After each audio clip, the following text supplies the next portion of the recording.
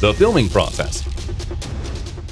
In 2009, George Miller planned the shooting of Fury Road to begin in Broken Hill, Australia in August 2010 and premiere in 2012. However, the film kept on suffering setbacks. First, the shooting was postponed to November 10, and after unexpectedly heavy rains caused wildflowers to grow in the desert around Broken Hill, the scenery was obviously not suitable for the movie. The shooting was postponed to November 11 and finally started only in July 2012 in Namibia.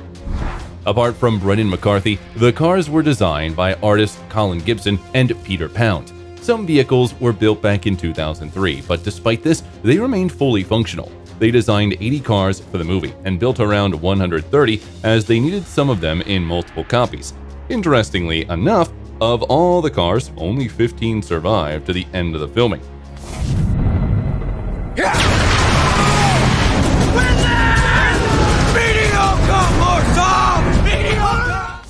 By the way, in order to transport all the cars from Australia to Namibia, they allocated $2 million from the budget to hire a cargo ship. The design of the Gigahorse car that Immortan Joe drove was meant to symbolize the power and status the character possessed. The Gigahorse could go up to 75 miles per hour, and its sound could be heard many miles away.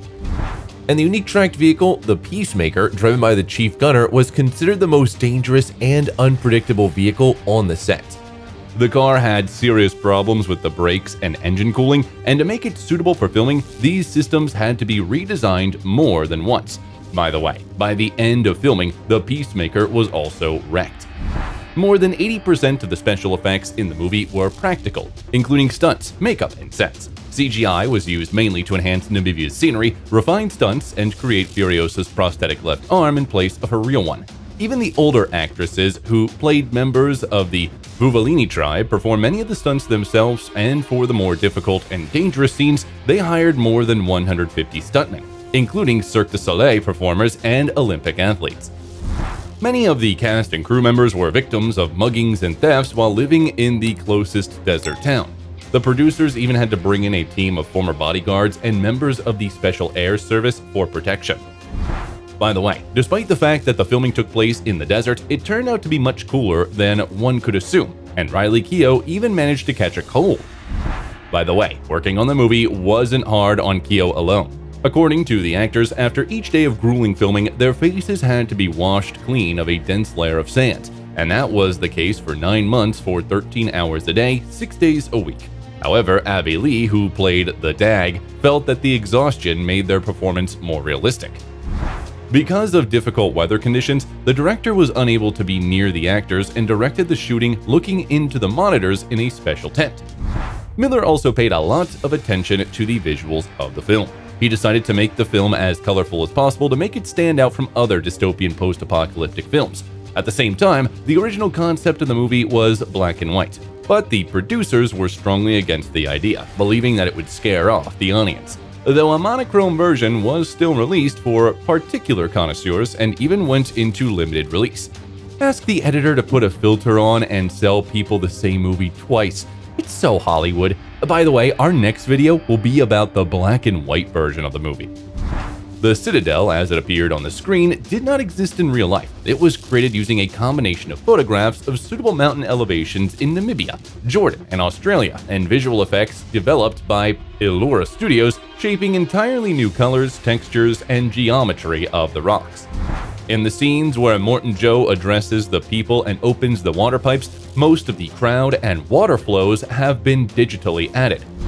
Creating the toxic storm required original footage of cars in the desert, overlaid with various visual effects, including complex textures and multiple layers of digital dust.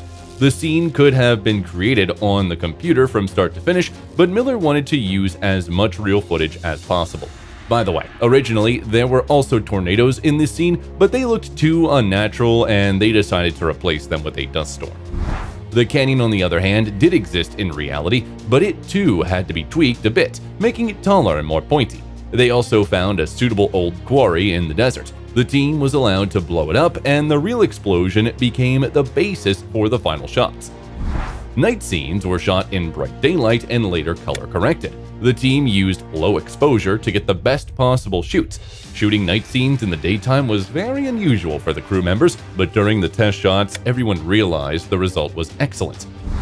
The explosion for the final scene was shot live in the desert, and the other cars and Max were added to the frame later. The car was blown up using gas canisters, and the scene was so difficult and dangerous that it was filmed remotely. The explosion itself was very bright and large, and there was almost no need to edit it. Furiosa's prosthetic was also digital. On set, Charlize Theron wore a green cast that immobilized her arm, and instead, the team needed to create a fairly realistic but not too off-putting stump and prosthetic. And with that same cast, Theron once accidentally broke Tom Hardy's nose. By the way, the actors did not get along on the set, and according to the actress, drove each other crazy. What else could you expect from a movie with the word "mad" in the title? The work on the sky was no less painstaking, as it was very unpredictable in the desert terrain. It was foggy in the mornings, and by evening the sky was a perfect blue. However, the shooting continued throughout the day, and special effects specialists had to process the sky in almost all scenes, making it stable and somewhat post-apocalyptic. The director also asked cameraman John Scale to try to keep the main actor in the center of the frame so that the audience wouldn't have to search for him on the screen because of the fast editing. By the way, Scale, having been retired for a few years now, got back in action specifically to work on Mad Max. Despite the fact that Mad Max is not a very romantic movie, two couples were formed on the set, who later got married. In 2013, understudies of Theron and Hardy, Dana and Dane Grant, became husband and wife, and in 2015, stuntman Ben Smith-Peterson and Riley Keough became a family. And Nicholas Hoult, who played Nux, took knitting lessons from the makeup artist between shoots. Curiously, Max Rokitansky has only 52 lines, and the names of many characters, as in the old trilogy, are never uttered during the course of the action and are only mentioned in the credits. Even the main character's last name can be heard for the first time only in this movie. Max. My name is Max.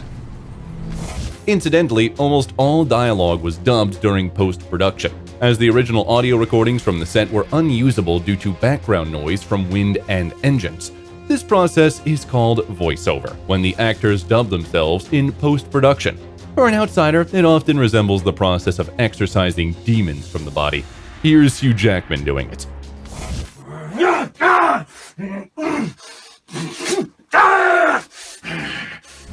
Corpus Colossus was originally supposed to be killed at the end of the movie, and the ending with his death was shot in 10 takes, but then the director decided that he didn't want the character dead. The scene was reshot the next day, and Corpus ended up being the only surviving member of Immortan Joe's family.